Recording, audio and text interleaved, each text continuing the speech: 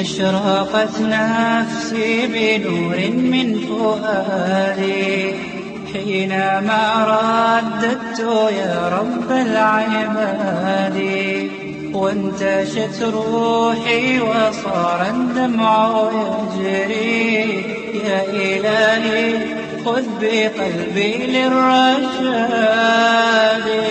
أعوذ بالله من الشيطان الرجيم.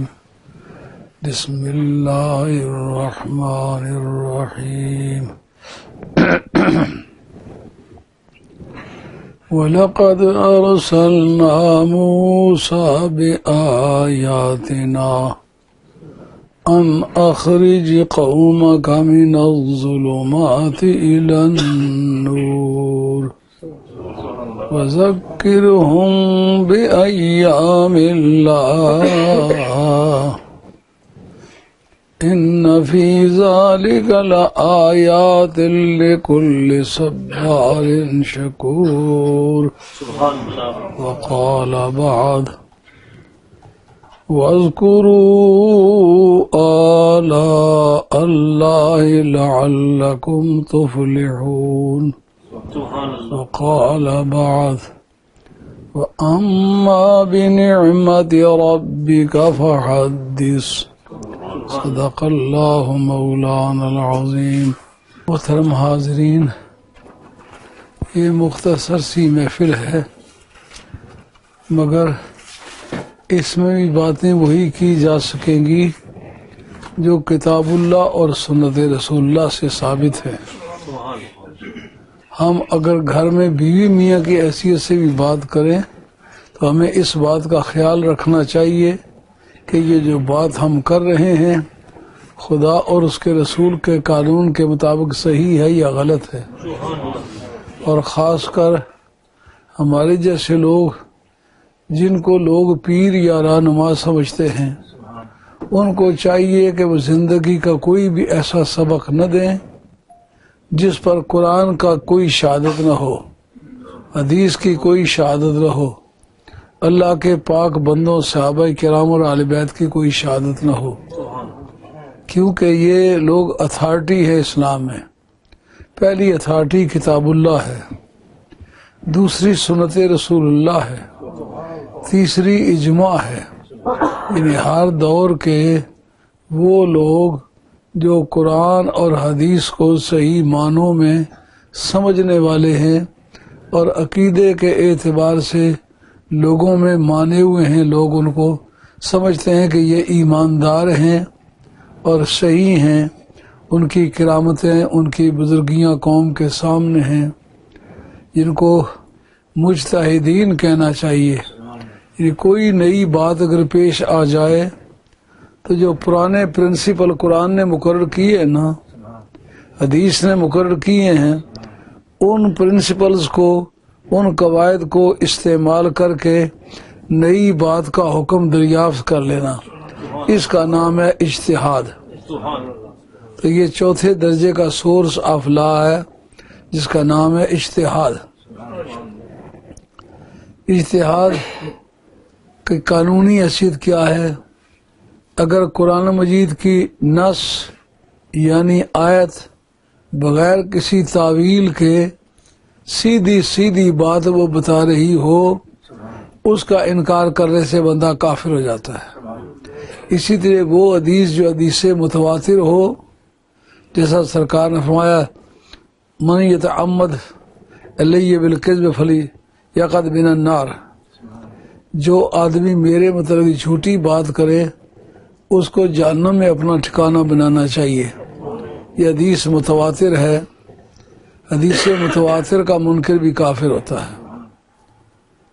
اور دوسری حدیثیں جو ہیں ان کا منکر ہونے سے کافر نہیں ہوتا، لیکن اس وجہ سے نہیں کہ وہ باقی حدیثوں کا انکار کرنے سے کافر نہیں ہونا چاہیے، بلکہ اصل وجہ یہ ہے جس کے ثابت کرنے کا طریقہ نہیں مل سکا، اس کے حدیث ہونے میں شک رہ گیا، اس شک کی وجہ سے اس کا منکر کافر نہیں ہے. وگرنہ ہر حدیث حدیث ہے اور وہ ثابت ہو جانے پر اس کا منکر کافر ہے. اجماع کا حکم کیا ہے؟ اجماع کی مختلف قسمیں ہیں. ان میں پہلی قسم کا نام ہے اجماع نصی تام، یعنی وہ اجماع جس پر اکٹھ کیا ہے، اتفاق کیا ہے تمام علم والوں نے، اور جتنے اس طرح کے لوگ معلوم ہو سکے ہیں سب کی رائے دریافت کی ہے، کسی نے بھی اس کے خلاف بات نہیں بیان کی. اس کو کہتے ہیں نصی، اجماع نصی، یعنی بول کے صاف طور پر کہہ دیا کہ بات اسی طرح ہے. جیسا سرکار کا سارے نبیوں سے افضل ہونا، اس پر پوری امت کے مجتہدین کا اجماع ہے، اور یہ اجماع نصی ہے. جتنے مجتہدین ہیں کسی نے بھی یہ نہیں کہا نہیں یہ بات یوں نہیں یوں ہے. تام کا یہ معنی ایک بھی پیچھے نہ رہے. اس مسئلے میں کلمہ پڑھنے والوں میں سے کوئی پیچھے نہیں رہا، اس لیے اس کا نام ہے اجماع نصی تام. اس کا منکر بھی کافر ہے، اور وہ صحابہ میں ہی پایا جا سکتا ہے. صحابہ کے بعد کے جو اجماع ہیں ان پر عمل کیا جا سکتا ہے، لیکن ان کے منکر کو کافر نہیں کہہ سکتے. صرف صحابہ کا، آل بیت کا، آل مدینہ کا جو اجماع امام ابو حنیفہ رضی اللہ تعالیٰ عنہ کے بارے میں شمس الائمہ سرخسی نے 2 جلدوں کی کتاب ہے اصول فقہ میں، جس کو آپ قانون میں کہیں گے جورسپروڈینس کی جامع ترین کتاب ہے. اس کا جلد نمبر اول ہے، صفحہ نمبر 318 ہے. اس کے اندر ہے جس پر تمام آل مدینہ متفق ہوں اور نبی پاک کا خاندان بھی متفق ہو، وہ اجماع نصی تام ہے. صرف اس کا منکر کافر ہے، باقی کسی طرح کے اجماع کا منکر کافر نہیں. سمجھ آ گئی یہ بات؟ یہ 4 سورس ہے. تو میلاد شریف جو ہے یہ کس طرح کی بات ہے؟ رب کریم نے یہ نہیں فرمایا کہ تم میلاد مناؤ، اور یہ بھی نہیں فرمایا مت مناؤ. تو جب یہ نہیں فرمایا تو پھر ہم کیوں مناتے ہیں؟ کا فرمانے کے 2 اسلوب ہیں. ایک تو جیسا کہا جائے رب کہتا ہے روزے رکھو، نماز پڑھو، زکوٰۃ دو، یہ ایکسپریس پروویژن ہے، براہ راست صراحتاً کسی بات کا حکم دے دینا. اور ایک یہ اصول کلیہ، یعنی قاعدہ کلیہ بیان کر دینا، اور جتنی چیزیں اس قاعدے کے تحت آئیں وہ اسی قاعدے سے ثابت ہو جائے گی. میں نے جو پہلی آیت پڑھی ہے اس کے اندر اللہ تعالیٰ نے اصول کلیہ بیان کی ہے. اللہ کریم فرماتے ہیں وَلَقَدْ أَرْسَلْنَا مُوسَىٰ بِآيَاتِنَا، ہم نے موسیٰ کلیم اللہ علیہ السلام کو معجزات دے کر کے بھیجا، جس کا مقصد یہ تھا کہ ان اخرج قومک من الظلمات الی النور، اے موسیٰ تو اپنی قوم کو اندھیروں سے روشنیوں کی طرف نکال. وذکرہم بایام اللہ، اور انہیں اللہ کے دنوں کی یاد دلا. اللہ کے دنوں کی یاد دلانا یہ پروردگار کا فارمولہ اس جگہ، یہ اصول کلیہ میں سے ہے. اب دیکھنا یہ ہوگا جتنے بھی اللہ کے دن سمجھے جائیں گے ان کا منانا اسی سے ثابت ہو جائے گا. انہیں اللہ کے دنوں کی یاد دلا. اب کون سا دن اللہ کا دن ہے، اس پر خود نبی کریم علیہ السلام کی زبان گواہ ہے. بخاری شریف باب صیام التطوع کے اندر حدیث آتی ہے، یعنی نفلی روزے کا جو باب ہے اس چیپٹر کے اندر حدیث آتی ہے کہ نبی کریم علیہ السلام جب مدینہ طیبہ تشریف لے گئے تو دیکھا وہاں لوگ، یہودیوں کی آبادی ہے، وہ 10ویں محرم کا روزہ رکھ رہے ہیں. توجہ کریں گے تو بات سمجھ میں آئے گی. ان دونوں کو کنیکٹ کرنا ہے. پوچھا یہ کیوں روزہ رکھتے ہیں 10ویں محرم کا؟ انہوں نے کہا یہ اللہ کا دن ہے. پوچھا کہ کس طرح اللہ کا دن ہے؟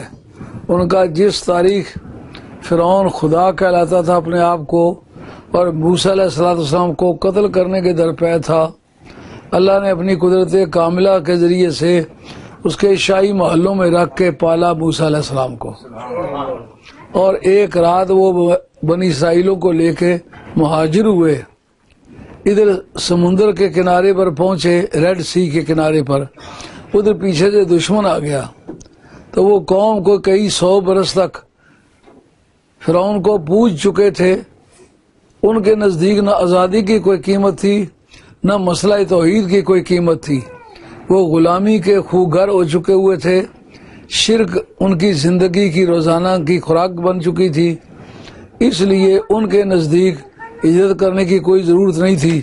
موسیٰ علیہ السلام کے کہے پر وہ وہاں سے چل نکلے۔ اب جس وقت وہ کنارے پر پہنچے تو موسیٰ علیہ السلام کو حکم ہوا اب لاٹھی مارے، لاٹھی مارے، 12 راستے پیدا ہو گئے سمندر میں، وہ قوم جو ہے ان کی پار چلی گئی۔ پیچھے فرعون آیا، فرعون کی جماعت آئی، پوری آرمی آئی، مسلح تھے، اور کئی کیلو نہیں کئی من سونا ان کے گھوڑوں کے بازوؤں کے ساتھ بندھا ہوا تھا، لاتوں کے ساتھ بندھا ہوا تھا، گلے میں پڑا ہوا تھا، بمے سونے کے بمے گھوڑوں کے اس سمندر میں غرق ہوئے۔ انہوں نے کہا اس معنی میں اللہ کا دن ہے کہ ایک تو موسیٰ علیہ السلام کے دشمن کو رب نے ذلیل کیا ہے، ایک دوسرا جس وقت کے سمندر کو پار کیا اللہ تعالیٰ نے بادلوں کے سائبان بنا دیے، من و سلوا کھانے کے لیے بھیج دیا، وہاں صاف ستھرا پانی نہیں ملتا تھا، اب امریکہ میں چند مقامات پانی صاف نہیں مل رہا تو عذاب میں مبتلا ہے کہ نہیں؟ نبی کا کمال دیکھے جس کے پانی کا کوئی نشان نہیں تھا، صحرائے سینا، کچھ جگہ ایک پتھر تھا، چٹان پڑی ہوئی تھی، کہا اس پر ایک ضرب مارو، ایک ضرب ماری 12 چشمے اس سے بہ نکلے۔ وہ ایسی بے اتفاقی قوم تھی، انہوں نے کہا نہ تو ہم ایک راستے سے پار ہوتے ہیں نہ ہی ایک چشمے سے پانی پیتے، ہم 12 قبیلے ہیں تو 12 قبیلوں کے لیے راستے بھی 12 ہونے چاہیے۔ یہ مٹنے والی امتوں کا عالم پیری ہے، لوگوں کی غلامی کرتے پھرتے ہیں، پوچھتے پھرتے، لیکن آپس میں ایک نہیں ہو سکتے۔ مسلمانوں کو چاہیے کہ اس سے سبق سیکھیں، اور اس کے بعد من و سلوا اللہ تعالیٰ نے کھانے کے لیے بھیج دیا، تو اسی تاریخ اللہ تعالیٰ نے صاف ستھرا پانی دے دیا، اسی تاریخ سے جو مائیں بہنیں بچے پیدا کرنے والی تھیں ان کو سلے سلائے ہوئے کپڑے پیدائش کے ساتھ ہی مل گئے، جو بڑے ہوتے گئے تو کپڑے بھی بڑے ہوتے گئے۔ یہ قوم وہ ہے کہ جو اللہ تعالیٰ کی نافرمانی کر کے کئی صدیاں گزار چکی ہے، لیکن پیغمبر کا ساتھ مل گیا ہے تو وہ لوگ جو ڈیفالٹر تھے ان کو اللہ تعالیٰ نے انعامات سے نوازا۔ اس قوم نے کہا ہم اس لیے روزہ رکھتے ہیں کہ موسیٰ علیہ السلام نے روزہ رکھا تھا، یہ اللہ تعالیٰ کے انعامات کا دن ہے اور اللہ کے نبی کے دشمنوں کی ذلت کا دن ہے۔ اس سے پتہ چلا کہ اللہ تعالیٰ اپنے بندوں پر جس تاریخ رحم فرمائے وہ بھی اللہ کا دن ہے، جس دن نبیوں کے منکروں کو اللہ کے پیارے لوگوں کے دشمنوں کو ذلیل و خوار کرے وہ بھی اللہ کا دن ہے۔ سرکار نے فرمایا ہم موسیٰ علیہ السلام کے زیادہ قریب ہیں بنسبت ان لوگوں کے، ہم روزہ رکھنے کے زیادہ لائق ہیں۔ آپ نے 10ویں محرم کا روزہ رکھا، کچھ صحابہ نے کہا یا رسول اللہ یہ تو یہودی رکھتے ہیں 10 کا روزہ، مگر یہ بات آپ نے یاد رکھنی ہے، یہودی کے لفظ سے یا نصرانی کے لفظ سے بھاگنے کی ضرورت نہیں، دیکھیں آپ کا اسلام کیا کہتا ہے۔ سنن ابو داود کے اندر احادیث موجود ہیں جس میں بہت سارے مقدمات کے فیصلے سرکار نے تورات کے مطابق کیے۔ اسلام میں ساری آسمانی کتابیں سرکار کے دین کے بارے میں ہیں، جب تک اسلام نے ان کو منسوخ نہیں کیا نا اس وقت تک وہ سرکار کا دین ہے، اس لیے کہ وہ ریاستیں ملحقہ تھیں، ایکسیڈنگ اسٹیٹس جن کو قانون کہتا ہے، ایکسیڈنگ اسٹیٹس تھی، وہ فیڈرل گورنمنٹ کے ماتحت تھی، تو پھر اصل گورنمنٹ جو ہے وہ فیڈرل گورنمنٹ ہوتی ہے، ایکسیڈنگ اسٹیٹ جو ہے وہ ان کا شعبہ ہوتی ہے، اس لیے کوئی نہ کوئی نشان اطاعت وہ رکھتی ہے۔ جیسے آزاد کشمیر ایکسیڈنگ اسٹیٹ ہے پاکستان کی، مگر اس میں کیا دیکھتے ہیں، سٹیمپ جو ہے پاکستان کی ہے کہ نہیں، روپے پر جو اسٹیمپ لگی ہوئی ہے، سکے پر جو لگی ہوئی ہے، عدالتوں میں جو کیسز چلتے ہیں، سب پہ پاکستان کی اسٹیمپ ہے کہ نہیں ہے؟ اگر کوئی آدمی الیکشن کے لیے جمع کرانا چاہتا ہے کاغذ رہ جاتے ہیں تو آخری اپیل پاکستان میں کیوں کرتے ہیں؟ اس کا مطلب یہ وہ ایکسیڈنگ اسٹیٹ ہے۔ ایکسیڈنگ اسٹیٹ اپنے بنیادی اور فنڈامنٹل لا کے تحت وہ اپنے فیڈرل ایریا کی پابند ہوتی ہے۔ اس لیے جتنے نبیوں کے پاس دین آئے تھے، جتنی کتابیں آئی تھیں، وہ سرکار کا دین تھی۔ جب تک سرکار نے اس کو منسوخ نہیں کیا وہ سرکار کا دین ہے۔ سرکار نے فرمایا آئندہ سال تک اگر زندہ رہے یہ 10ویں کا روزہ رکھتے، ہم 11ویں کا بھی رکھیں گے۔ معلوم ہے 11ویں کا سلسلہ بھی پرانا ہی چلا آ رہا ہے۔ تو پھر اس سے ثابت کیا ہو گیا کہ اللہ کی نعمت کے پہنچنے کا دن، نزول کا دن اللہ کا دن ہوتا ہے، اور سرکار کے دشمنوں کو ذلیل کرنے کا دن بھی اللہ کا دن ہوتا ہے۔ اب سرکاری دو عالم رسام جب تشریف لائے تو سرکار کا تشریف لانا اتنی بڑی اللہ کی نعمت ہے، کل روئے زمین کے بت جو تھے اپنے اپنے بت خانوں میں گرے۔ اور یہ بات شوکانی نے لکھی ہے۔ شوکانی سارے وہابیوں کا پیر ہے۔ اس کی کتاب فتح القدیر جو مدینہ طیبہ یونیورسٹی میں لگی ہوئی ہے، اس کے اندر یہ لکھا ہوا موجود ہے کہ حضور کے موقع پر تو بتوں کے گرنے کی کیا بحث ہے؟ عیسیٰ علیہ السلام کی ولادت کے وقت بھی پوری روئے زمین کے بت گرے تھے۔ تو بتاؤ اللہ اور اس کے رسول کے دشمن بتوں سے زیادہ کوئی اور ہے؟ تو وہ ذلیل ہوئے کہ نہیں ہوئے؟ اور اس کے علاوہ ایران کا آتش کدہ جو 1000 برس تک ٹھنڈا نہیں ہوا تھا، بجھا کہ نہ بجھا؟ شہنشاہ ایران کے محلات کے 14 مینار گرے کہ نہ گرے؟ یہ جو بت پرست تھے، مشرک تھے، مشرکین تھے، ان سب کو خدا نے ذلیل کیا کہ نہ کیا؟ کل روئے زمین پر بہار کا کوئی نشان نہیں تھا۔ بہار آتی ہے پانی کی محتاج ہوتی ہے، بارش نہ برسے بہار نہیں آتی۔ لیکن جب تاریخ بتاتی ہے بارش مدتیں بیتی تھی کہ نہیں ہوئی تھی۔ رات کے وقت سرکار کی ولادت ہونے والی ہے، صبح کے طلوع ہونے کے ساتھ ہی کل روئے زمین پر فرش زمردی بچھ گیا، جھاڑیاں پھلواڑیاں بن گئی، اور جو پھلدار درخت تھے جسے لدو اونٹ ہوتے ہیں منڈی پر جا رہے، اس طرح تمام درختوں کے ساتھ پھل لگ گئے۔ اللہ کا انعام ہوا یا نہ ہوا؟ اس کا فائدہ کافروں کو بھی پہنچا کہ نہ پہنچا؟ مسلمانوں کو بھی پہنچا کہ نہ پہنچا؟ راتوں رات بہار آئی کہ نہ آئی؟ یہ خدا کی نعمت کی بہت بڑی مثال ہے۔ اتنا بڑا انعام تو میری نظر میں کوئی کبھی نہیں ہوا۔ جس تاریخ قرآن نازل ہوا ہے یکا یک بہار آئی ہے؟ نہیں آئی نا۔ جس تاریخ سرکار کو معراج ہوئی ہے یکا یک بہار آئی ہے؟ لیلۃ القدر کا نزول ہوا یکا یک بہار آئی ہے؟ آتش کدہ ایران ٹھنڈا ہوا ہے؟ شہنشاہ ایران کے شاہی محلات کے 14 مینار گرے ہیں؟ نہیں گرے نا۔ اس تاریخ دوزخوں کے دروازے بند کرنا جنہیں سزا ملتوی کر دو۔ سزائیں جو ہو رہی ہیں ان میں کس کس کو سزا ہو رہی ہے؟ گنہگاروں کو الگ ہو رہی ہے، کافروں کو الگ ہو رہی ہے۔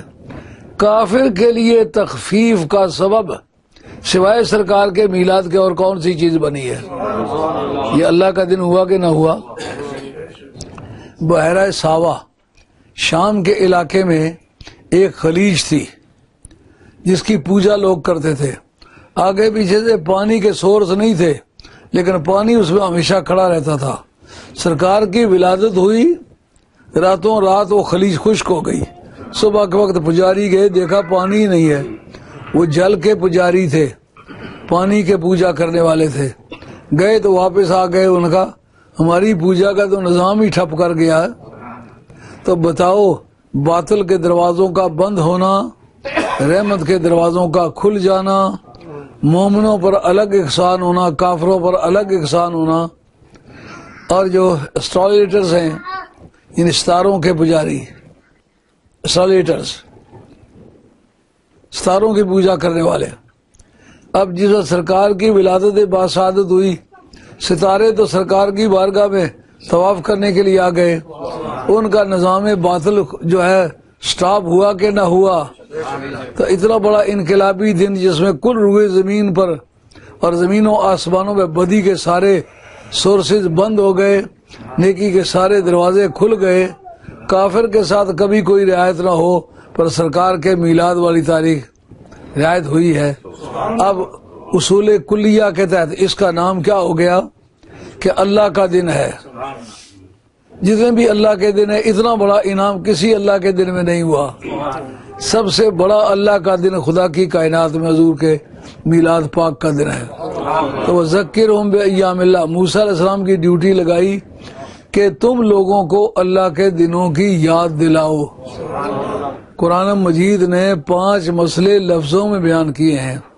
ایک کا نام ہے علم الاحکام، ایک کا نام ہے علم المخاصمۃ والرد، ایک کا نام ہے علم التذکیر بایام اللہ، ایک کا نام ہے علم التذکیر بآلاء اللہ، ایک کا نام ہے علم التذکیر بالموت وما بعدہ۔ یعنی پہلا جو علم ہے اس کا نام ہے علم فقہ، کام کے کرنے اور چھوڑنے کا حکم۔ کھانا اس طرح کھاؤ،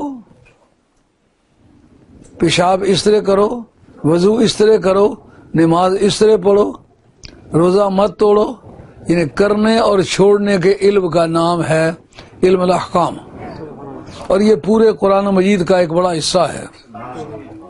اور دوسرا علم جو ہے، آؤ جی، عرض خدمت یہ ہے کہ جتنے باطل کے سورسز تھے سارے بند ہوئے۔ ستاروں کی پوجا حضرت فاروق اعظم بند کر سکے؟ نہیں کر سکے نا۔ ابو بکر صدیق بند کر سکے؟ علی مرتضیٰ بند کر سکے؟ حسن و حسین بند کر سکے؟ ساری امت نے مل کے تبلیغ کی ہے۔ آتش کدہ ایران کو ٹھنڈا کر سکے؟ شہنشاہ ایران کے شاہی محلات کے 14 مینار گرا سکے؟ بحیرہ ساوا خشک کر سکے؟ آسمانی ستاروں کو کون کنٹرول کرے؟ سرکار کی ولادت والی تاریخ آسمانی ستارے سرکار کی بارگاہ میں آگے، اب پوجا کوئی کس چیز کی کرے؟ سارے سرکار کی بارگاہ میں حاضر ہوا ہے۔ تو اب اللہ کے دنوں کی تعریف کیا؟ جن دنوں میں نیکی کے کام زیادہ ہوں، اللہ کا انعام بہت ہو، اور اللہ تعالیٰ کے پیارے لوگوں کے دشمنوں کو خدا ذلیل کرے۔ تو جتنے لوگوں نے نبیوں کے مشن کی مخالفت کی تھی، آج سب وہ ٹھن ٹھنا رہے ہیں، نہ کوئی ان کا عبادت گاہ مل رہی ہے، نہ پوجے جانے والی چیز مل رہی ہے۔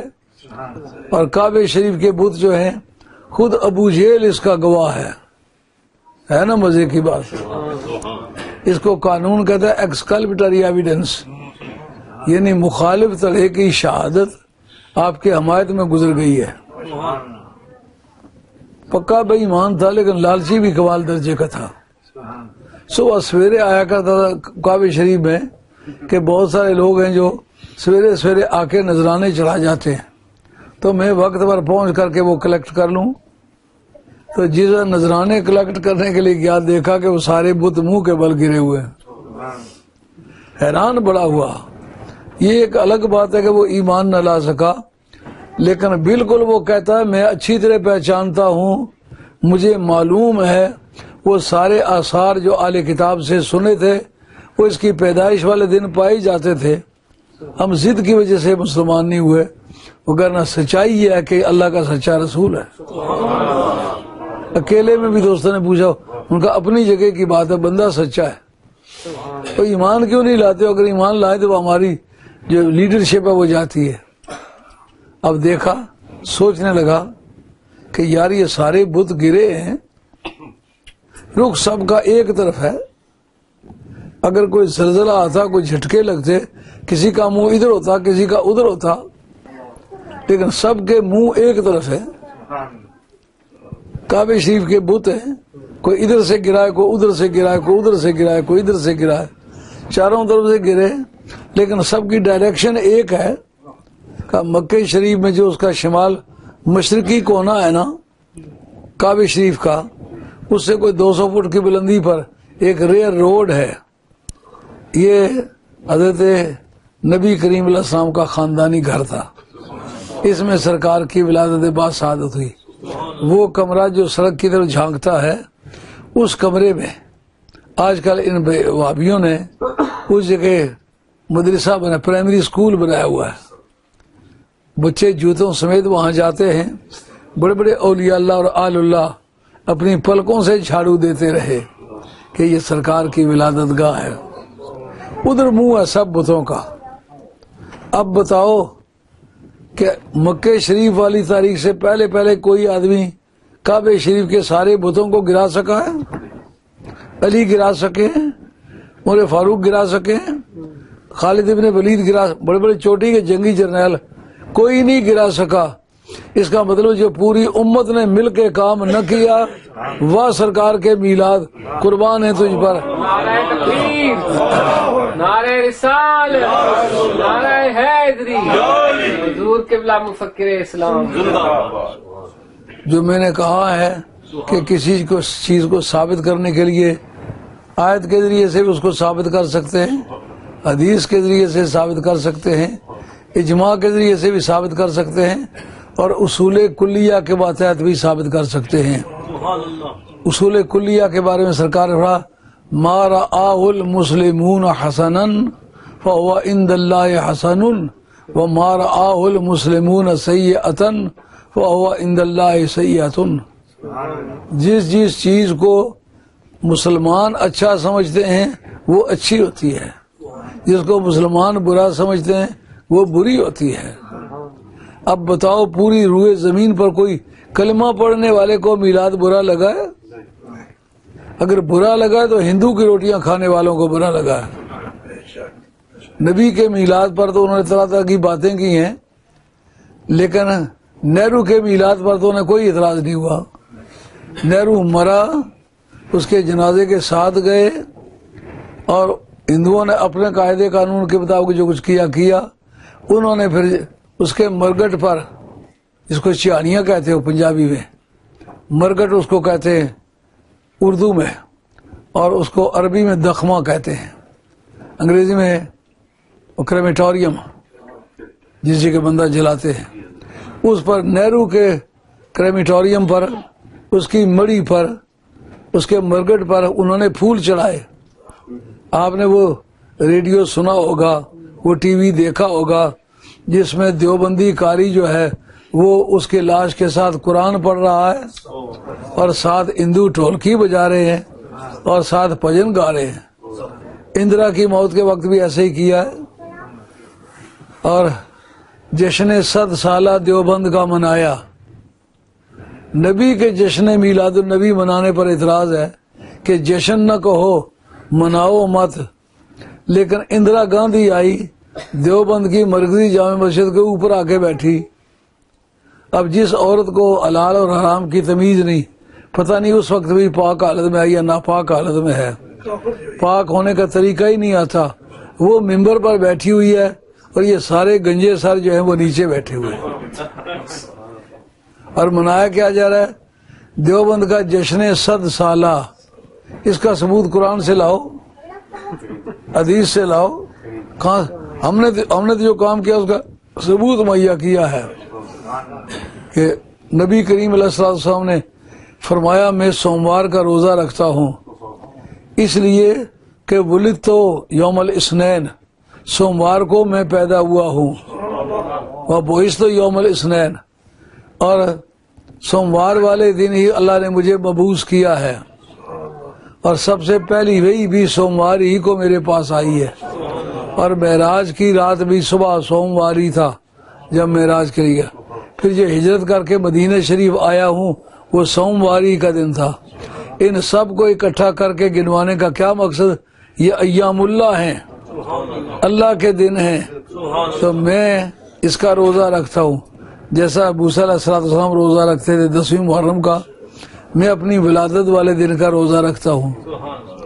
اس کا نام ہے اصول کلیہ، یعنی جو اللہ کے دن ہیں موسیٰ تو ان کی یاد دلا۔ معلومات چھوٹے موٹے بندے کی رب نے ڈیوٹی نہیں لگائی، جو رب سے طور کی بلندیوں پر کھڑے ہو کر پیروں بات کرتا رہا ہے، اس کی ڈیوٹی لگائی، کہا تیرا ید بیضا تیری سچائی کی شہادت ہے، تیری لاٹھی تیری سچائی کی شہادت ہے، اور تیرے کارنامے 9 مرتبہ فرعون پر عذاب الہی آیا۔ ایک مرتبہ آیا، ٹڈیاں آئیں، ساری فصلیں کھا گئی، اور بیچ میں فرعون کی داڑھی بھی چٹ کر گئی۔ وہ جو فصلیں کھانے والی ہے، فرعون بھی تھا بے ایمان پر تھا داڑھی والا۔ اس سے پتہ چلا پہلے بھی داڑھیوں والے بے ایمان گزرے ہیں دنیا میں۔ تو وہ داڑیاں کیوں قبول نہ ہوئی؟ کہ اندر اگر خراب ہے تو وہ داڑھی سے پھر کمی پوری نہیں ہوتی۔ داڑھی وہی قبول ہوگی جس کا اندر صاف ہے۔ مہاراجہ رنجیت کی داڑھی کیوں قبول نہ ہوئی؟ بابا گرو نانک کی داڑھی کیوں قبول نہ ہوئی؟ آپ نے 9 نومبر کا دن دیکھا ہوگا کہ وہاں نانکانہ میں ضلع شیخوپورہ میں سکھ لوگ آئے ہوئے تھے یاتری، تو ان کو دیکھ کے یہاں انگلینڈ کے کافی سارے صوفی یاد آئے جن کی داڑیاں ان کے پاؤں سے الجھتی ہیں۔ اب وہ اتنی لمبی داڑیاں ہو کر کسی کام کی نہ نکلی، کیوں؟ کہ ان کا باطن خراب تھا۔ جس کا باطن خراب ہو اس کے ظاہر کے ٹھیک ہونے سے کوئی فائدہ نہیں پہنچتا۔ عذاب الہی آیا اس پر، داڑھی چٹ کر گیا۔ آ کے موسیٰ علیہ السلام سے کہتا ہے لَإِنْ كَشَفْتَ عَنَّا الرِّجْزَ لَنُؤْمِنَنَّ لَكَ وَلَنُرْسِلَنَّ مَعَكَ بَنِي اسرائیل۔ اے موسیٰ، اگر تو ہماری اس مصیبت کو دور کر دے تو ہم بنی اسرائیل کو آزاد بھی کر دیں گے اور تجھ پر ایمان بھی لے آئیں گے۔ کہتا کس کو ہے؟ موسیٰ علیہ السلام کو۔ اس کا مطلب فرعون ہو کر اللہ کے نبیوں کی عظمت کا منکر نہیں تھا، چل کے آیا، آ کے منت کی۔ جو کہتے ہیں ولیوں نبیوں کے پاس جانا ہی حرام ہے، میں پوچھتا ہوں تمہارا مذہب تو فرعون کے مذہب کے مقابلے میں زیادہ ردی ہے۔ اب جناب ہاتھ اٹھے، آنن فآنن ٹڈیاں غائب ہو گئی۔ بعض نہ پھر وہی کام کیے، اللہ تعالیٰ نے جوئیں بھیج دی۔ آدمی کی کیا ہستی ہے عذاب الہی کے مقابلے میں؟ رب سزا دینا چاہے، بندہ ڈیفینس کرے، کس طرح ڈیفینڈ کر سکتا ہے؟ جوئیں بھی کوئی چیز ہے؟ اب جناب جوئیں اس طرح آئیں، یہ بنی اسرائیلوں کا گھر ہے، اس میں کوئی جوں کا نشان نہیں ہے، یہ سارے قبطیوں کے گھر ہیں۔ جوئیں گلیوں میں جوئیں، داڑیوں میں جوئیں، سروں میں جوئیں۔ فرعون کنگھی کرتا ہے تو نیچے جوؤں کے ڈھیر لگ جاتے، آدھ سیر گوشت پکانے کے لیے ہانڈی چڑھاتے ہیں، اتارتے تو 5 سیر گوشت ہے، وہ جوئیں۔ اب جناب بتاؤ اللہ کے عذاب کا مقابلہ کرنے والا کس طرح کرے؟ ٹکر لی ہوئی ہے موسیٰ علیہ السلام سے۔ انہوں نے کہا تم مجھ سے مسئلہ حل کروا کے پھر آنکھیں دکھاتے ہو؟ پھر آئے لَإِنْ كَشَفْتَ عَنَّا الرِّجْزَ لَنُؤْمِنَنَّ لَكَ وَلَنُرْسِلَنَّ مَعَكَ بَنِي اسرائیل۔ اس وقت اگر تو ہماری اس مصیبت کو دور کر دے، یعنی جوئیں ہماری چلی جائیں۔ آپ نے دعا فرمائی، آن کی آن میں جوئیں چلی گئیں۔ 9 مرتبہ عذاب آئے، مینڈکوں کا عذاب آیا، شیر گوشت چڑھایا ہے، جب ہانڈی اتاری تو 10 سیر گوشت ہے، مینڈک ہی مینڈک ہے۔ فرعون کی ہانڈی میں بھی، فرعون کی قوم کی ہانڈی میں، بنی اسرائیلوں کو یہ مشکل پیش نہیں ہے۔ کیوں؟ کہ وہ کتنے بھی گنہگار ہیں پر نبی کے وسیلے کے منکر نہیں ہیں، نبی کو نبی مانتے ہیں۔ تو یہ شانے دے کے کہا اب تم ایسا کرو کہ وذکرہم بایام اللہ، تم ان کو اللہ کے دنوں کی یاد دلاؤ۔ اتنی شان والا بندہ جو اس طرح بغل میں ہاتھ نکالے تو سورج سے بے نیاز کر دے، لاٹھی مارے سمندر کو پھاڑ دے۔ لاٹھیوں سے سمندر پھٹتے ہیں، راستے بنتے ہیں۔ اگر وہ راستہ بنا بھی تو کیچڑ کدھر گیا جس پر سے گزر کے موسیٰ علیہ السلام کی قوم پار ہوئی؟ معلوم ہے جہاں رب نے سمندر کے پانی کو پھاڑا، واٹر کیپس اٹس لیول، یہ بات مشہور ہے کہ نہیں؟ آپ کوزے میں پانی ڈالیں، جس وقت ادھر سطح اوپر آتی جائے گی ادھر اس کی سنت تک پانی پہنچ جائے گا، تو جو اس کا لیول آگے پیچھے ہونا چاہے سنت سے پانی بہنے لگے گا۔ تو اس وقت جب لاٹھی ماری تو دیواریں کھڑی ہو گئی، اس جگہ پانی نے اپنے لیول کو مینٹین کیوں نہیں کیا؟ اسے پتا ہے موسیٰ علیہ السلام کا ڈنڈا ہے، رب نے ڈنڈے والا نبی بھیجا کہ جاؤ جا کے ان کو سیدھا کرو، اتنی نشانیاں تمہیں دی ہیں، تم جا کے وذکرہم بایام اللہ، انہوں کو اللہ کے دنوں کی یاد دلا۔ تفسیر کے فن میں ایک بڑی یادگاری بات ہے کہ قرآن مجید کی آیاتوں کا جو خاتمہ ہے وہ پورے مضمون پر دباؤ ڈالتا ہے۔ معاملہ کیا ہے کہ جاؤ اللہ کے دنوں کی یاد دلاؤ، اللہ کے دن مناؤ۔ پہلے انہوں نے اپنا وہ دن 10ویں محرم کا منایا، اور سرکار نے اس 10ویں والے دن کے حوالے کو ریفرنس کے طور پر اپنی قوم کو دیا، اور اس کے بعد خاتمہ پر کیا کہا؟ ان فی ذالک لآیات لکل صبار شکور، اس میں یہ جو کام تمہیں سپرد کیا ہے نا، اس میں نشانیاں ہیں ہر صبر کرنے والے کے لیے۔ لفظ صبر بتاتا ہے مصیبت کوئی ہے اس میں۔ کبھی کسی کو سنا میں نے صبر کر کے حلوہ کھا لیا، صبر کر کے کھانے کی چیز نہیں ہے وہ، کہ اس میں یہ جو تمہاری ڈیوٹی لگائی ہے تو اللہ کے دنوں کی یاد دلاؤ۔ اس میں آدم علیہ السلام کی باڈی میں جمعے کو روح پھونکی گئی، اس کو ہمیشہ کے لیے جاری کرنا ہوگا۔ ہر نبی، ہر پیغمبر ہر 8 دن کے بعد اس نبی کا دن منائے، کپڑے صاف ستھرے پہنے، خوشبو لگائے، حجامت بنائے، ممکن ہے تو سرما لگائے، لیکن صاف ستھرے کپڑے پہن کے یا نئے یا دھلے ہوئے جا کر عبادت گاہ میں اکٹھے ہو اور حضرت آدم علیہ السلام کا دن مناؤ، کیونکہ ان کی باڈی میں جو روح پھونکی گئی تھی وہ جمعے والا دن تھا، اور اس کو ساعت جمعہ کہتے ہیں جو وقت استعمال ہوا۔ اس کے مطلب حدیث صحیح میں آتا ہے اس وقت میں دعا مانگی جائرات نہیں جاتی، اس لیے مسلمان پابندی کے ساتھ جمعے کی نمازوں میں وقت سے پہلے جاتے ہیں اور جمعے کا وقت ختم ہونے کے بعد واپس آتے ہیں۔ چلو کہیں بھی ہوگی، اول میں ہوگی، درمیان میں ہوگی، آخر میں ہوگی، پر میں جب وہیں رہوں گا تو پھر دعا کرتا رہوں گا، رات کس طرح ہوگی؟ اللہ مہربانی فرماتا ہے۔ تو پوری دنیا میں یہ انقلابی دن ہے، کون ہر 8 دن کے بعد اس کا بندوبست کر سکتا ہے؟ کپڑے صاف ستھرے، خوشبو، حجامت، لوگوں کو اکٹھا کرنا، اکٹھا ہونے کے لیے جگہ بنانا، ان کے لیے بیٹھنے اٹھنے کی سہولتیں مہیا کرنا، ان کے لیے وضو کا بندوبست کرنا، ایک ایسے شخص کا مہیا کرنا جو کھڑے ہو کر اللہ تعالیٰ کے پیارے بندوں کے وہ واقعات سنائے جو اللہ کے قرب کا ذریعہ بنے۔ اللہ کہے ان فی ذالک، یہ بات جو تمہیں بتائی ہے اس بارے میں، لآیات، نشانیاں ہیں، لکل صبار شکور، ہر بہت صبر کرنے والے کے لیے۔ معلوم ہوا یہ گلستان چاہتا ہے تیری شارک کا لہو، جس کی مخالفت کرنے والے لوگ ہوں گے۔ اندرا گاندھی کا دن مناتے وقت تو نہیں پوچھیں گے ثبوت لاؤ، جواہر لال نہرو کا دن مناتے وقت تو نہیں کہیں گے ثبوت لاؤ، لیکن امام حسین کا دن مناتے وقت کہیں گے ثبوت لاؤ۔ یہ 10ویں محرم کا دن جو ہے تم نے مقرر کر لیا ہے۔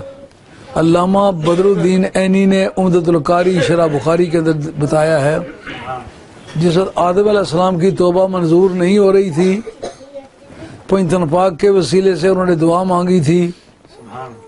حضرت امام جلال الدین سیوطی جن کا سن وفات 911 ہے، انہوں نے الدر المنصور ان کی کتاب ہے، فتلقى آدم من ربہ کلمات، اس کے تحت لکھا ہے کہ مولا کریم وہ 5 ستارے جو چمکتے ہوئے دکھائی دیے تھے، تو میں نے عرض کیا تھا یہ کون ہے؟ کہا یہ 5 وہ شخصیت ہیں، اگر میں ان کو نہ پیدا کرتا پھر تمہیں بھی پیدا نہ کرتا، ان کا واسطہ تیری بارگاہ میں پیش کرتا، مجھے معافی دے دے۔ وہ دن بھی 10ویں محرم تھا۔ حضرت نوح علیہ السلام کا جو بیڑا تیرا ہے وہ بھی 10ویں محرم تھا. ابراہیم علیہ السلام پر نار جو گلزار ہوئے وہ بھی 10ویں محرم تھی. حضرت یوسف علیہ السلام کے 83 برس اور کچھ مہینوں کے بعد جو باپ سے ملاقات ہوئی ہے وہ بھی 10ویں محرم تھی. اور جو سمندر پھٹا ہے وہ بھی 10ویں محرم تھی. معلومات 10ویں محرم کوئی نیا معاملہ نہیں ہے، یہ پیچھے سے چلا آ رہا ہے. علامہ بدرالدین عینی نے عمدۃ القاری شرح بخاری کے اندر لکھا، میرے پاس موجود ہے. دیکھی باتیں عرض کرتا اور سنی باتیں نہیں کرتا. بہت سارے بزرگوں سے باتیں سنی، کتاب میں دیکھی تو نہیں نکلی. اس سے نصیحت ملی کہ سنی سنائی بات نہیں کرنی، بات وہ کرنی ہے جو خود دیکھی ہے، اور کتاب اس کی ہمارے کتب خانے میں موجود ہے. وقت بنے ہم کتاب نکال کے بتا کہ یہ کتاب رہی کتاب. آگے بات خیال شی میں تو اس پر ایک یہ آیت گزری ہے. دوسرا سورہ اعراف کی آیت نمبر 69 ہے. قرآن نے کہا کہ وَاذْكُرُوا آلَاءَ اللَّهِ لَعَلَّكُمْ تُفْلِحُونَ، اللہ کی نعمتوں کا ذکر کرو تاکہ تم کامیاب ہو جاؤ. اللہ کے نعمتوں کا ذکر کرو تاکہ تم کامیاب ہو جاؤ. معلوم ہوا اللہ کی نعمتوں کا ذکر کرنا یہ کامیابی کا ذریعہ ہے. اور تیسرا ریفرنس میں نے کوٹ کیا ہے، وَأَمَّا بِنِعْمَةِ رَبِّكَ فَحَدِّثْ، سرکار کی ڈیوٹی لگائی، او پیارے تو اپنے رب کی نعمتوں کا خوب پرچار کر. ایسی کون سی نعمت ہے جو میلاد کے برابر کی ہے؟ ساری امت مل کے جو کام کر رہی ہے اس طرح نہیں ہو سکا جس سے میلاد نے کیا ہے. مثلا ایک مرتبہ کی بات ہے، اوس بن خارجہ، یہ مدینہ شریف کا رہنے والے ایک شخص ہیں جو اسلام کی آمد سے پہلے نبی پاک علیہ السلام کے میلاد کا پرچار کیا کرتے تھے. ذرا اندازہ کریں، قرآن نے اس طرح سرکار کا پرچار نہیں کیا جس قدر کے میلاد والے لوگوں نے کیا ہے. کافروں کے گھروں میں پیدا ہو کر، کافروں کے سامنے کھڑے ہو کر کفر کے ہجوم کے وقت سرکار کی سچائی کا اعلان کیا، اور وہ کارنامہ میلاد شریف کا ہے. تو یہ زمانہ کفر میں اسلام سے پہلے کا جو دور ہے، دور جاہلی جس کو کہنا چاہیے، یہ آدمی مدینہ شریف میں رہا ہے. اور یہ آدمی اصل میں رہنے والے یمن کے تھے. اوس اور خزرج 2 قبیلے یمنی تھے. جیسا سد معارب ٹوٹا تھا، یہاں چند مرتبہ اس کا ذکر ہو چکا ہوا ہے درسوں میں. سد معارب یعنی وہ بند، یعنی وہ ڈیم کہ جو پورے یمن کو پانی سپلائی کرتا تھا، ایک سیلاب میں وہ ٹوٹ گیا. اس کے دیوار اور پتھر سب بہا کر کے پانی سمندر میں لے گیا. اب اس کے بعد یمن کی معیشت تباہ ہو گئی، نہ زمینیں رہیں، ایگریکلچرل کنٹری تھی، زرعی پیداوار پر وقت گزرتا تھا، تو زرعی پیداوار کا خاتمہ ہی ہو گیا. اس لیے وہاں کے رہنے والے لوگ اپنا وطن چھوڑ کے مختلف جگہوں میں گئے. اوس اور خزرج 2 قبیلے مدینہ شریف آ گئے. لیکن یہ اوس بن خارجہ پوری زندگی میں بت کی پوجا نہیں کی، بت کی پوجا کی حمایت نہیں کی. اور وہاں یہودی پرانے آباد چلے آ رہے تھے.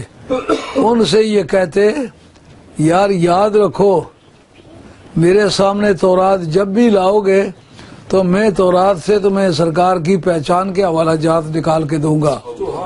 ان کی آنکھیں ایسی ہوں گی، پلکیں ایسی ہوں گی، دانت ایسے ہوں گے، چہرے پر حسن بے انتہا ہوگا، قد قامت ایسا لچکدار اور مزیدار ہوگا کہ تیرا قد تو نادر دار ہے، کوئی مثل ہو تو مثال دے، نہیں گل کے پودوں میں ڈالیاں کہ چمن میں سروے چمان نہیں. نعرہ تکبیر، نعرہ رسالت، نعرہ حیدری، نعرہ غوثیہ، حضرت مفکر اسلام شہزادہ غوث اعظم. جب وہ پروپیگنڈا کریں، ان کا جب اتنا حسین آدمی ہوگا تو اس کو پہچانے کا کوئی کیوں نہیں. ان کا جو چمچڑی ہوتی ہے نا، چمگادڑ، اس کو سورج اچھا نہیں لگتا. چمچڑی دے پانے یارو سورج بہت کلونا، بے قدراں نو یوسف مصری کیوں کر لگے سونا. بندہ پڑھا ہوا نہیں ہے، رہنے والا یمن کا ہے، پردیسی ہے، یہاں آ کے ٹھہرا ہے. یہاں دیکھا آگے بت پرستی کے سارے کام ہو رہے ہیں، انہوں نے اس میں حصہ نہیں لیا. کہا دراصل اللہ تعالیٰ نے سرکار کے میلاد کا جو شوق تھا میرے دل میں ایسا پیدا کر دیا، اسی سے اللہ نے مجھے پہچان بھی عطا فرمائی. ان کے رنگ و بو کا بھی مجھے علم ہوا، اور یہ بھی مجھے پتا چلا کہ تورات میں کہاں کہاں لکھا ہوا ہے. معلوم ہوا علم ایک وہ ہوتا ہے جو اسکولوں کالجوں میں جا کے پڑھا جاتا ہے، ایک جو ہے وہ رب اپنے فضل سے عطا فرماتا ہے، اس کا نام علم لدنی ہے. علم لدنی کی معرفت ان کو پتا تھا کہ سرکار کا حسن ظاہری کیسا ہے. پیش نظر یہ نو بہار، سجدے کو دل ہے بے قرار، روکیے سر کو روکیے، ہاں یہی امتحان ہے. ایک موقع پہلے گزرا، دوسرا یہ وَاذْكُرُوا آلاء اللَّهِ لَعَلَّكُمْ تُفْلِحُونَ، اللہ کی نعمتوں کا ذکر کرو تاکہ تم کامیاب ہو جاؤ. معلوم ہوا اللہ کی نعمتوں کا پرچار کرنا یہ کامیابی کا ذریعہ ہے. سرکار کو اللہ تعالیٰ نے براہ راست حکم دیا کہ اصول کلیہ کو اب جانے دے. تمہیں کہتا ہوں کہ تو اپنے رب کی نعمت کا خوب پرچار کر. ہندوستان کا سب سے پہلا وہابی جس کا نام ہے صدیق الحسن کنوجی، جو مدراس کے علاقے کی ایک اسٹیٹ ہے کنوج، وہاں کا رہنے والا ہے. اصل میں یہ بخارے کے سادات غریب سے تھے، وہاں سے مہاجر ہو کر کے یہ آئے تھے بریلی. یہ بریلی میں پیدا ہوا. اس کا باپ جو تھا وہ نقشبندی سلسلے میں بیعت بھی کیا کرتا تھا، تعویذ وغیرہ بھی لکھا کرتا تھا. غربت تھی انتہا درجے کی، یہ اس کی پرورش نہ کر سکے. وہ رامپور میں پلا تھا. تو جس آدمی کے پاس کھانے کی روٹی نہیں تھی، پہننے کا کپڑا نہیں تھا، نواب کس طرح بن گیا؟ اس وقت انگریز نے جو منکروں پر پیسے تقسیم کیے تھے ان میں سے یہ بھی ایک آدمی ہے. اس کی بیگم کا نام ہے نواب جہاں آرا بیگم، جو ملکہ وکٹوریہ تھی، اس کو ستارہ ہند کہتی تھی. یہ اس کی سہیلی بنی تھی. ہندوستان کی جو مشہور ترین خوبصورت عورتیں گزری ہیں ان میں سے ایک یہ تھی نواب جہاں آرا بیگم. یہ نواب صدیق الحسن کی بیگم، اور دوسرا رانی درگاوتی جو ریاست کیکران تھی اس کی ملکہ تھی، اور تیسرا نور جہان جو سلیم جہانگیر کی بیگم تھی. یہ پورے ملک میں تاریخ بتلاتی ہے کہ ان کے برابر کا کوئی حسین عورت نہیں تھی. اب یہ بیوہ تھی. اس مولوی صاحب کا سودا ان سے ہو گیا کہ تو اسلام کی شکل بگاڑنے کا کیا کام کر سکتا ہے، کیونکہ اس کو یہ پتا تھا انگریز کو کہ جس ملک میں آیا ہوں اس میں مسلمان گنتی میں بھی تھوڑے تھے بھی پردیسی فاریڈرز. ان کی حکومت کس طرح قائم رہی کہ ان کی جو یونٹی تھی اس نے ان کو مضبوط بنا دیا تھا. یونٹی کس طرح تھی؟ ایک نبی پر جو یقین رکھتے تھے، حاضر ناظر مانتے تھے، اور دور سے پکارنے کی آواز کو سننے کا یقین رکھتے تھے، مرنے کے بعد زندگی کا یقین رکھتے تھے. یہ ان کے عقائد تھے. کوئی ایسا بندہ ملے جو ان عقائد کو شٹر کر دے. نواب صدیق الحسن کنوجی اس کھاتے میں آیا. جب اس سے کہا نواب جہاں آرا بیگم کو کہ تمہاری اس سے شادی کرنا چاہتے ہیں، انہوں نے کہا یہ تو اگر کعبہ بن جائے تو ادھر منہ کر کے سجدہ نہ کروں. کیونکہ نواب صاحب کا حلیہ یہ تھا کہ 3.5 فٹ قد اونچا تھا اور 2 فٹ چوڑا تھا، اور داڑھی ان کی اتنی پھیلی تھی 10 آدمی اور تقسیم کرو بچ جاتی تھی. اور داڑھی میں اس طرح نظر آتے تھے کہ داڑھی کسی اور کی یا بیچ میں کوئی اور بیٹھا ہوا. رنگ کالا آنکھیں سرخ، یہ شمر کا اولیہ ہے۔ آنکھیں سرخ جو ہیں یہ کالے رنگ والے آدمی کی نہیں ہوتی، اگر ہوں تو بڑا خطرناک بھی ہوتا ہے۔ اور دوسرا مولوی نذیر حسین دہلوی، اس وقت تک مولوی نذیر تھا جب انگریزوں کے حق میں اس نے ایک کتاب لکھی کہ جہاد کرنا حرام ہے۔ ہمارے علماء میں سے چوٹی کے آدمی تھے فضل خیر آبادی، انہوں نے جہاد کا فتویٰ دیا تھا۔ ان کو جزائر انڈیمان میں ٹرانسپورٹیشن فار لائف، یعنی پوری زندگی قید، ان کو سزا ملی تھی۔ ایک ہمارے خاندان کے سید تھے گلبرگہ شریف والے سید لاڈلے حسین شاہ، ان کو پھانسی دیا تھا۔ اور یہ جو پیسے کے لینے والے تھے یہ الگ کھڑے تھے۔ نواب صدیق الحسن قنوجی کو بیگم بھی مل گئی، جب اس عورت کو کہا گیا شادی نہیں کرتی تو ہم ریاست چھین لیں گے۔ زمیندار میں یہ بڑی کمزوری ہوتی ہے، اگر اس کو کہہ دیا جائے تم سے زمین چھین لیں گے، اسے پتا ہے زمین سے باہر نکالا جائے دونی کا آدمی نہیں ہوں میں۔ انہوں نے کہا اچھا پھر جس نے آپ کی مرضی، دباؤ پڑا نا، جس طرح تم خوش ہو میں خوش ہوں۔